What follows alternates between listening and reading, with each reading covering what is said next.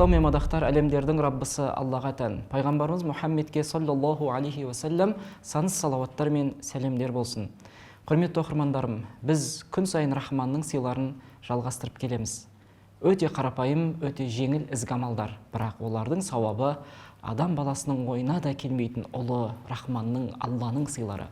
Пайғамбарымыз алейхиссалату вассалам өзінің хадисінде былай дейді: «Ма мин абдин юзнибу зәнбан фаятавадда илля ғафараллаху лаху».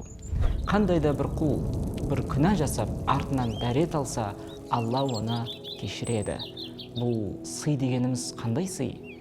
Қандай күнә болса да, үлкен күнә, өте үлкен, тіпті көкті селт еткізетіндей күнә ма, сол күнә ұлы Раббыдан келген бір нығмет арқылы жасалды. Алла ол нығметті саған мен сені жақсы көремін деген үшін берген еді. Ал мен не істедім? Сол нығметті алып, оны мен Аллаға қарсы келдім. Аллаға батылдық таныттым. Мен қуанғандай болдым, ал Алла маған разы емес еді. Мен Алланың бәрін көріп тұрғанын ұмытып, сол қателікті жасадым, оның берген нығметімен. Ал содан кейін небәрі бірнеше секундтан соң Алла бізге пайғамбар саллаллаху алейхи ва саллям арқылы былай дейді: тұр, дәрет алды, 2 ракат намаз оқы, маған кешір, уа Раббым, мен қателестім деп айт. Алла сол күнәңді кешіреді. Алла кешіреді, сол күнәні кешіреді. Қарасаңызшы, адам баласы осындай сөздерден кейін Аллаға қарсы келуге қалайша батылдық жасай алады? Кейбіреу айтуы мүмкін: ештеңе емес, қате жасай берем, кейін 2 ракат оқимын ғой деп. Бірақ шын мәнінде Алла тағала аса жақсылықтардың иесі, құлдарын өте қатты жақсы көреді, және осы сыйды бізге өте көркем себептермен берген. Бірінші себеп, жүрегімізде кешірімді күту сезімі орнығуы керек. Жаза мен кек күтумен өмір сүру емес. Алла біреу қателік жасаған сәтте-ақ енді жазалаймын деп күтіп тұрмайды. Керісінше Алла былай дейді: сені күтіп тұрған кешірім есіктері, рахым есіктері, разы болу есіктері, кешірім есіктері, жаза мен кек емес. Ойланыңызшы, сондай есіктер күтуде сені, құлым деп. Алла тағала Құранда «Катаба раббукум аля нафсихи рахма» Ан'ам сүресінің аяттары: Раббыларың өз-өзіне рахымды міндет етіп жазып қойды дейді. Бұл ой жүрекке орныққанда сені мен Алланың арасындағы махаббат қатты күшейеді. Сен Аллаға сенімді болып өмір сүресің, Алла жайлы жаман ойламайсың, әрдайым жақсылықты күтесің, өйткені ол Алла жақсылықтың иесі.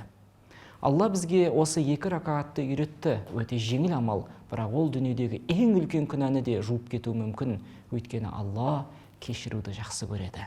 Екінші маңызды себеп, Алла бізге жүректің ғибадатын үйретеді. Бұл ғибадаттың аты күнә жасағанын сезіну ғибадаты. Яғни мен адаммын, қателестім, бірақ жүрегімде өкініш, ұялу, Алладан қысылу бар. Міне, дәл осы сезім мені қайтадан Аллаға алып келеді. Өйткені мен өзім ренжіткен, ашуландырған Раббыма қайта мойынсұнғым келді. Бұл өте жоғары дәрежедегі жүрек ғибадаты, жүрек құлшылығы.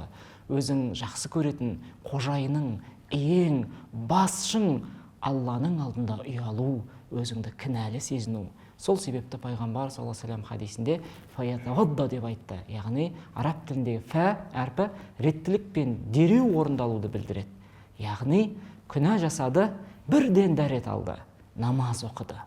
Егер хадисте «сумма» деген сөз қолданылса, ол кейінірек кешіктіріп деген мағынаны берер еді. Бірақ бұл жерде олай емес, «фә» қолданған. Бұл Алланың мен маған тез оралған адамдарды жақсы көремін деген шүйіншісі еді. Өйткені тез оралуымыз Алланы қатты жақсы көретіндігіміздің дәлелі. Мәселе күнәнің өзінде емес, мәселе тәубені кейінге қалдырмауда болып тұр, асығып жасау тәубені. Сондықтан Рахманнан үлкен сый келді. Алла бізге былай дегендей болды: мен сенің менен алыстағаныңды қаламаймын, мен сенің маған жақын болғаныңды қалаймын дегендей. Бүгінгі сый дәреттен кейін 2 ракат намаз. Осы 2 ракаттың себебімен Алла кез келген күнәні қаншалықты үлкен болса да кешіреді. Егер сен Рахманның сыйын қабыл алсаң, онда, құрметті оқырмандарым, күнәдан кейін есіңізді бірден Алла түскен болса, дереу дәрет алуға жүгіріңіз де 2 ракат намазға жүгіріңіз.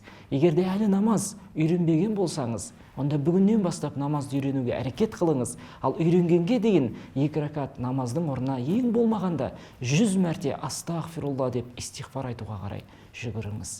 Намаздың әрекетін үйренгенге дейін. Алла тәубелерді қабыл етсін.